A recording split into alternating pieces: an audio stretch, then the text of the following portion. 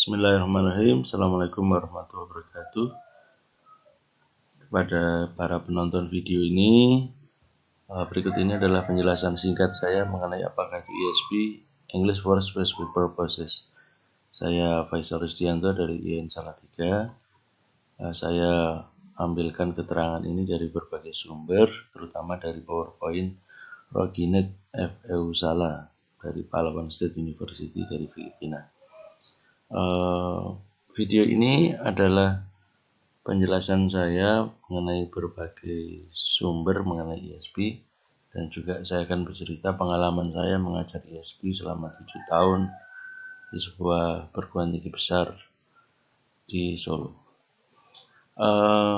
ESP, especially for you.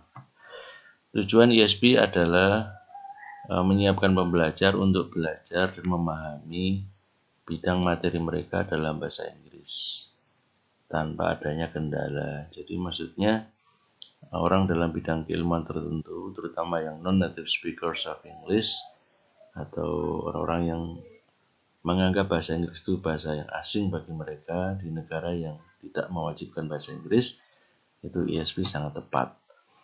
ESP dalam satu tulisan Titi Agustina, judulnya English for Specific Purpose, An Approach of English Teaching for Non-English Department Students. ESP secara umum dimaknai sebagai sebuah pendekatan pembelajaran bahasa Inggris yang berbasis pada tujuan kebutuhan si pembelajar. Jadi ESP is an approach, itu poin ya. Dalam konteks pembelajaran bahasa Inggris di Indonesia, baik pada sekolah menengah maupun perguruan tinggi, terutama bagi peserta didik di luar jurusan bahasa Inggris, pendekatan ESP merupakan pilihan populer. Aplikasi pendekatan ini senada pula dengan kebijakan pemerintah bidang pendidikan yang menitikberatkan tujuan pembelajaran bahasa Inggris, yaitu untuk meningkatkan kemampuan peserta didik menggunakan bahasa Inggris, khususnya bagi kebutuhan akademis dan karir profesional, dengan penekanan pada kemampuan membaca yang memungkinkan peserta didik memahami topik-topik materi autentik sesuai jurusan mereka secara efektif. Jadi ini dari abstrak ini luar biasa. Bahasa Inggris adalah pendekatan, kemudian penekanannya pada membaca untuk memahami topik materi yang bersifat otentik, dan mestinya juga bukan hanya membaca tapi juga speaking competence-nya juga. Kenapa ESP penting? Karena bahasa Inggris adalah seni, ini agak unik. Bahasa Inggris adalah seni yang mengikat atau menghubungkan dunia. Nah, bisa dilihat dengan teorinya Braj Kachru, Profesor Braj Kachru dari India. Ada namanya inner circle, outer circle, dan expanding circle. Orang USA, orang UK yang bahasa ibunya bahasa Inggris, mereka tidak perlu belajar bahasa lain karena merasa bahwa bahasa Inggris sudah dipakai seluruh dunia. Ada outer circle, itu India dan Nigeria, English as second language, dan ada English as foreign language, itu expanding circle, contohnya China, Russia, dan Brazil, termasuk Indonesia ya. Menurut Braj Kachru tahun 85, pengguna bahasa yang inner circle ini 400 juta di Amerika dan di Inggris. Outer circle itu 350 sampai 450 juta. Nah, India, Nigeria, Pakistan ya. Dan expanding circle-nya itu 1 miliar orang, termasuk di tempat kita, di Cina, di Rusia, dan sebagainya ya. Jadi sebenarnya bahasa Inggris itu sangat berpotensi ya, sangat populer dan merupakan bahasa universal dipakai di seluruh dunia. Bahasa Inggris sangat diperlukan untuk pembelajaran dan pemahaman yang sempurna, sehingga interaksi global dapat ditingkatkan untuk konektivitas yang lebih baik di seluruh dunia. Kemudian apakah itu ESP? Kata Dr. Samuel Johnson bahwa hal-hal yang particular atau tertentu tidak bisa diuji sampai hal-hal yang umum telah dipelajari atau disurvei. Jadi secara umum general English pada tingkat primary, secondary, tertiary, bahasa Inggris yang general itu sudah jenuh, maka perlu dibuat yang particular, yang khusus dalam bidang ilmu tertentu. Dan asal-usul ESP itu, sebetulnya ESP itu tidak direncanakan sebelumnya sebagai satu gerakan yang terencana dan koheren. Tapi karena sifatnya sangat dinamik dan adaptif, sesuai dengan kebutuhan pembelajaran itu dinamikanya luar biasa dan memiliki pola-pola yang khas di masing-masing negara atau tempat. Ya, jadi dan ada 3 alasan munculnya ISP, ya, 3 alasan. Yang pertama, kebutuhan dunia baru, ya. Jadi setelah Perang Dunia Kedua, setelah perang usai, masa damai, maka perkembangan aktivitas ilmiah, teknis, ekonomi secara internasional berkembang pesat dan dunia dikuasai oleh 2 kekuatan, yaitu teknologi dan perdagangan. Ya. Sehingga diperlukan bahasa Inggris yang bersifat internasional seperti lingua franca, yaitu bahasa Inggris. Jadi walaupun bahasa Arab, bahasa Perancis, bahasa Jerman merupakan bahasa internasional juga, tetapi tidak sebanyak penggunaan bahasa Inggris. Jadi efeknya adalah menciptakan sekelompok masyarakat atau orang yang mereka tahu alasannya untuk belajar bahasa Inggris.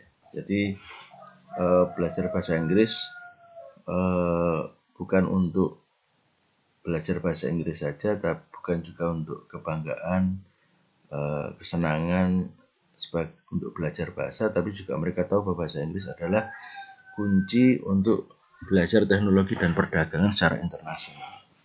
Sebelumnya belum pernah dipelajari alasan utama kenapa orang belajar bahasa Inggris. Tapi sekarang bahasa Inggris itu adalah tanda seseorang itu adalah orang yang pendidikannya sempurna. Kemudian bukti-buktinya adalah adanya businessmen, businesswomen yang menghendaki untuk menjual produknya, adanya ahli teknik atau mekanik yang ingin membaca petunjuk-petunjuk dalam pengoperasian mesin misalnya, atau dokter yang ingin selalu mengikuti perkembangan keilmuan, ya, dan mahasiswa yang dia harus belajar buku teks dan jurnal yang hanya tersedia dalam bahasa Inggris. Walaupun suatu tulisan itu bagus dalam bahasa Arab atau bahasa Spanyol dan ada abstrak bahasa Inggris, saya kira tidak memadai. Seharusnya judul, abstrak, dan full text dan data dalam bahasa Inggris sehingga mudah dipahami. Kemudian alasan kedua adalah perkembangan linguistik. Nah, jadi dulu itu sifatnya traditional grammar, kemudian kata Widdowson, bahasa yang bersifat struktural dan formal, sekarang berkembang menjadi bahasa untuk komunikasi yang bersifat nyata. Ya, sehingga penggunaan bahasa harus digunakan dalam konteks, ya, dalam situasi yang khusus, ya. Jadi the idea was simple. Jika satu bahasa itu bervariasi dalam satu situasi ke situasi yang lain, maka harus ditentukan fitur yang spesifik dalam kerangka pembelajarannya.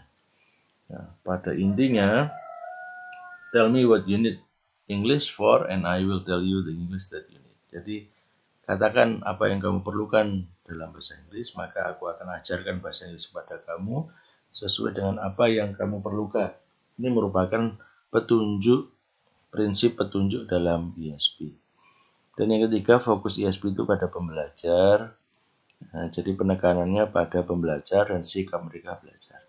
Karena yang namanya pembelajar itu memiliki kebutuhan dan minat yang berbeda, maka ini sangat mempengaruhi motivasi mereka dalam belajar dan efektivitas dalam belajar. Sehingga dalam ISP itu ditekankan relevance. Jadi apa sih kaitannya materi, metode, strategi itu dengan kebutuhan pembelajar. Misalnya teks biologi untuk belajar biologi. Pada intinya ISP itu pertumbuhannya itu ada 3 faktor. Pertama, karena kebutuhan perkembangan keilmuan, ya, sejak Perang Dunia Kedua. Yang kedua, perkembangan linguistik dan juga psikologi pendidikan. Ini 3 hal yang sangat mempengaruhi pertumbuhan ISP. Nah, kemudian ada hal yang harus kita pikirkan. Yang pertama, apa sih sebabnya ISP itu diperkenalkan di negara Anda atau di lembaga Anda, dan jenis materi ISP apa yang diajarkan. Kemudian coba pahami klaim yang disampaikan, tell me what you need English for and I will tell you the English that you need. Bagaimana pendapat Anda? Adakah alasan pembenaran dan sebagainya. Nah, kemudian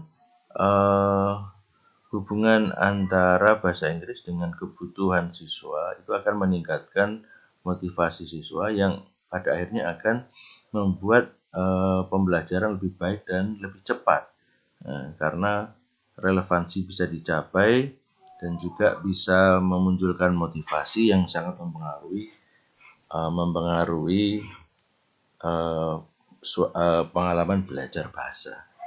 Kemudian intinya bahwa ESP merupakan pendekatan pembelajar bagi orang yang menganggap bahasa Inggris sebagai extra language, bukan bahasa ibu atau sebagai foreign language. Kemudian bukan hanya reading, ESP itu harus menekankan kepada kemampuan untuk bicara dalam bidang keilmuan yang diminati tadi, dalam bidang ilmu tertentu tadi. Ya. Kemudian juga perlu ESP itu menekankan pada kemampuan menulis, berkomunikasi, membuat kemampuan presentasi secara akademis, sehingga seorang pembelajar itu bisa menguasai genre ilmu tertentu dalam bahasa Inggris dalam bidangnya dan dalam kemampuan bicara tertentu, konteks tertentu. Kemudian ESP itu ada English for Tourism, ada English for Art Function, English for Medical Areas, English for Technology, English for Business Purposes. Ya, ini bidang-bidang ilmu yang sangat banyak seperti ini. Nah, ini entah second language atau foreign language. Ya, jadi pembelajar itu harus punya pilihan-pilihan dalam belajar sehingga dinamai sebagai ESP, English for Specific Purpose. Ya, it is a workable choice for every learner. Ini adalah pilihan yang bisa dikerjakan untuk setiap pembelajar. Ya. Nah, kemudian ESP itu ada English for Academic Purpose, English for Occupational Purpose, ya. Ya, ada English for Business Purpose dan sebagainya. Ini menurut Burton. Ya. Nah, jadi pada intinya ESP is especially for you. Jadi ESP itu berbeda dengan General English. ESP itu sangat menekankan kepada need analysis. Maka saya sarankan kepada mahasiswa apabila Anda menjadi suatu saat menjadi juragan kursus atau stakeholder atau menjadi bagian kurikulum dalam mengembangkan ESP, maka perhatikan need analysis, kebutuhan pembelajar, apa yang menjadi minat mereka, apa yang menjadi kebutuhan mereka, dan lack between necessities and wants, ya. Jadi kalau necessities itu target apa yang diperlukan bagi si siswa, wants itu apa keinginan dari siswa itu, kemudian lack itu adalah coba mencari gap di antara necessities dan wants tadi, ya. Sehingga betul-betul bahasa Inggris itu, kemampuan bahasa Inggris siswa itu bisa didapatkan sesuai yang dikehendaki. Demikian yang bisa saya sampaikan. Aplikasi ini hanya maksimal 15 menit. Nah, ini sudah 13 menit lebih apa yang saya sampaikan. Tapi dari sedikit ini semoga bermanfaat bagi Anda semua. Nah, demikian. Terima kasih atas perhatiannya. Wassalamualaikum warahmatullahi wabarakatuh.